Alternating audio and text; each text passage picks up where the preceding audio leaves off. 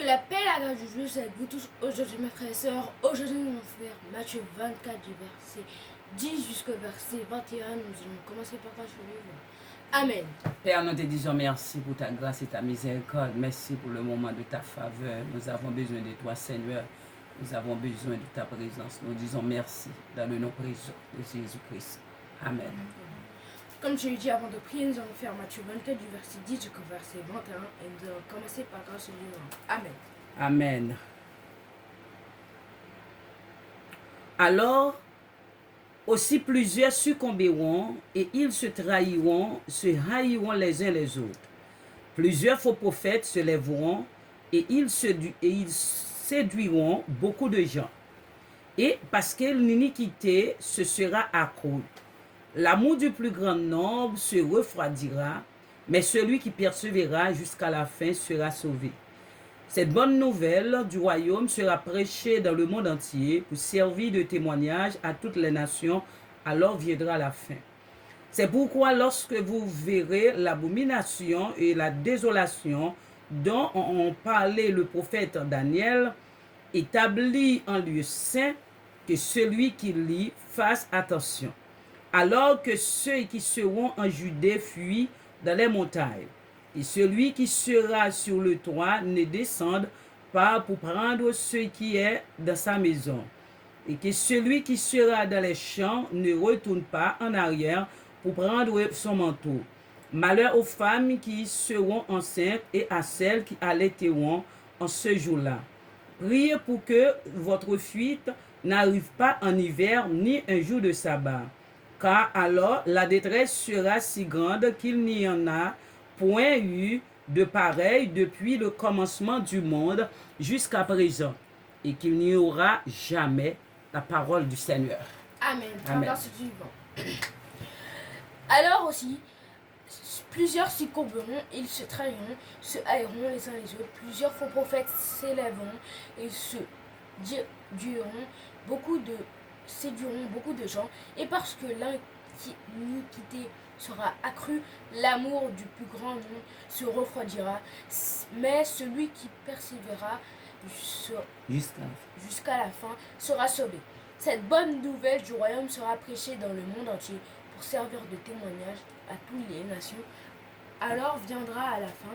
C'est pourquoi lorsque vous verrez l'abomination de la désolation dont a parlé le prophète Daniel, établi en lieu saint, que celui qui lit fasse attention, alors que ceux qui seront en Judée fuient dans les montagnes, que ceux qui seront dans le toit ne descendent pas pour prendre ce qui est dans sa maison, et que celui qui est dans les champs ne tourne pas en arrière pour prendre son manteau.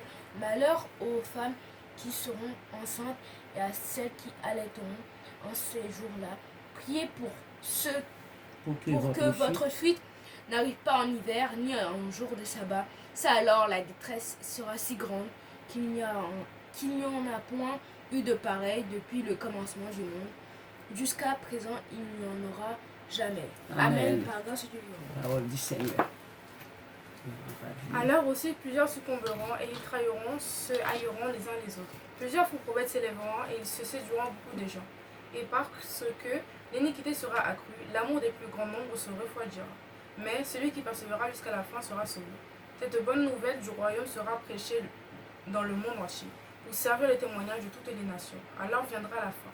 C'est pourquoi lorsque vous verrez l'abomination de la désolation, dont a parlé le prophète Daniel, établi en lieu saint, que celui qui lit fasse attention, alors que ceux qui seront en Judée fuient dans les montagnes, que celui qui sera sur les toits ne descend pas pour prendre ce qui est dans sa maison, et que celui qui sera dans les champs ne retourne pas en arrière pour prendre son marteau.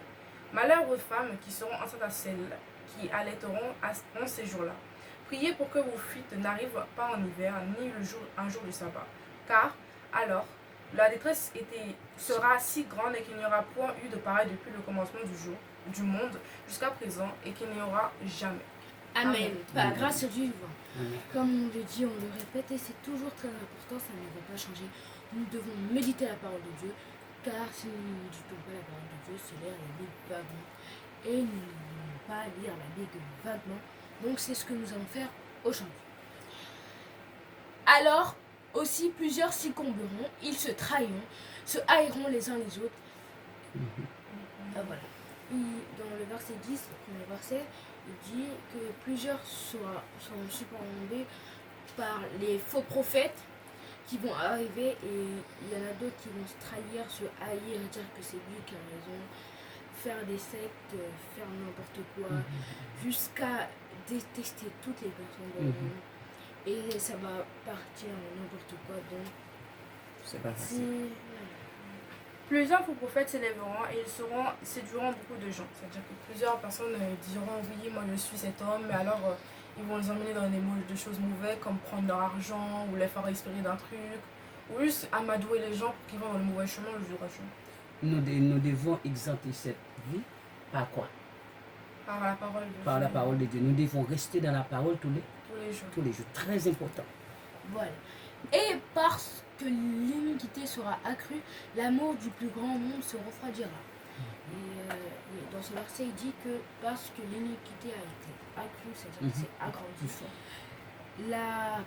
L'amour du plus grand nombre. L'amour du plus grand nombre, c'est-à-dire ceux qui sont restés dans la parole, qui ont toujours persévéré, va grandir de plus en plus. Et grâce à ça, ils pourront aller au ciel. Cette bonne nouvelle du royaume sera prêchée dans le monde entier pour servir les témoignages en toutes les nations. Alors viendra la fin. C'est-à-dire la bonne nouvelle sera prêchée dans le monde entier, et quand le moment sera venu, quand Dieu dise bon c'est bon, tout le monde a déjà prêché, tout le monde a su, personne n'a été épargné, ce sera le moment où on va être élevé au ciel, et voilà quoi, arrivera la fin du monde. C'est pourquoi lorsque vous verrez l'abomination de la désolation dont a parlé le prophète Daniel, établi en lieu saint, que celui qui lit fasse attention alors que les Fasse attention. Fasse attention. Merci. C'est pour, ils disent dans ce verset que c'est pourquoi quand on va voir l'abomination de la désolation établie dont le prophète Daniel en avait parlé en lieu saint, c'est-à-dire qu'on va voir les malheurs, les tourments qui vont nous arriver. Des mauvaises vies à l'église. Et aussi que les gens vont tourner au mal et faire n'importe quoi, ça va briser notre cœur. On va se sentir mal pour les gens, mais nous devons rester dans la parole de Dieu.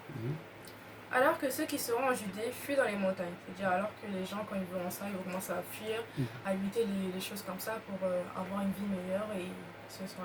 Non, après le son de la trompe, les gens qui n'ont pas de chance. Que celui qui sera sur le toit ne descende pas pour prendre ce qui est dans sa maison. C'est-à-dire pendant ces choses, que celui qui arrive à entendre le son, et qui doit partir, on ne va pas chercher quelque chose dans sa maison pour partir avec, pour essayer d'avancer avec. N'importe où. Et que celui qui sera dans les champs ne retourne pas en arrière pour prendre son marteau. C'est-à-dire celui qui travaille ou qui fait quelque chose, mais même si tu fais quelque chose, tu seras quand même enlevé au ciel sans prendre rien, parce que tu n'avais besoin de rien dans le monde, juste au ciel. Si nous avons du chance, de la grâce de Dieu, d'entendre le son de la trompette. Voilà. Et malheur aux femmes qui seront enceintes et à celles qui allaiteront en ces jours-là. Elle dit malheur, vous avez aux femmes qui allaiteront et qui seront enceintes ces jours-là, car premièrement, s'il y aura le son de la trompette, donc le temps d'arriver là-bas, et je pense pas qu'il va prendre beaucoup de temps à l'enfant et qu'il va partir, donc l'enfant il aura rien appris pendant ces quelques années, je dirais, ou même quelques mois où il a passé ce temps. Nous avons deux sortes d'enceintes, enceinte naturelle et enceinte spirituelle. Après l'enlèvement de l'Église, c'est une catastrophe. C'est une catastrophe pour le monde entier. Parce que si vous ne partez pas au ciel, bien sûr, deuxième option, ce n'est pas un bon chemin, bien sûr. Ben oui. C'est une catastrophe pour le monde entier, mes amis. Je pense que même ceux qui n'ont pas de religion savent très bien qu'au moins il y aura l'enfer et le paradis, et que ce n'est pas goût tuer l'enfer. Donc voilà. Priez que vos fuites n'arrivent en hiver, pas en hiver, ni un jour du sabbat. C'est-à-dire qu'il vous demande, il dit, de prier pour que ce moment-là, il n'arrive pas ni en hiver, ni un jour du sabbat, parce que si c'est en hiver, le froid va vous tuer directement. Peut-être Courir à le gauche, chaud, à le droite. chaud, Le chaud, on a juste à retirer des habits. Ouais, voilà. Mais l'hiver, il faut se couvrir et voilà, faut être prêt. Et le jour du sabbat, c'est-à-dire le dimanche ou un jour du Seigneur. Un jour d'adoration. Voilà. Surtout pendant l'hiver, on a des fois C'est on a les catastrophe. membres collés et on a froid, donc ce sera très vite. Et les gens courent à gauche, à droite. C'est Ouais. pas aussi facile. Imagine un jour du sabbat en hiver avec une femme enceinte. Ouais. Pire situation. Un bébé. Car alors la détresse sera si grande qu'il n'y a un point eu de pareil depuis le commencement du monde jusqu'à présent et qu'il n'y en aura jamais. Il dit dans ce verset, car la détresse est si grande qu'il n'y en a pas eu pareil depuis le commencement du monde, c'est-à-dire depuis la création des animaux, de la terre, de l'eau, tout ça, juste, et il n'y en aura jamais, car on nous explique dans ce verset. Donc, amen. Quel conseil nous avons pour nous et pour les auditeurs? Rester dans la parole de Dieu. Chercher Dieu. Voilà, lire la Nous parole avons de besoin de Dieu. Jésus-Christ. Pour avoir Jésus, nous devons rester dans la parole. Non seulement un jour, 2 jours, non seulement une année, 2 années, tout le temps. Ok? Tout le temps. Nous disons merci au Seigneur pour cette parole. C'est une forte parole. Ok? Cette parole.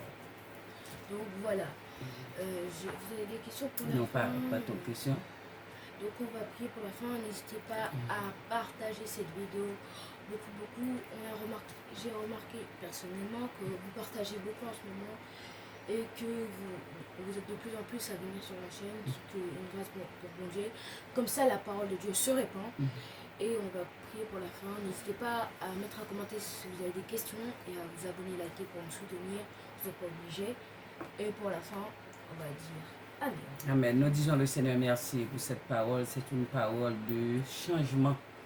Et au dernier jour, ce n'est pas une vie vague, c'est une vie sérieuse.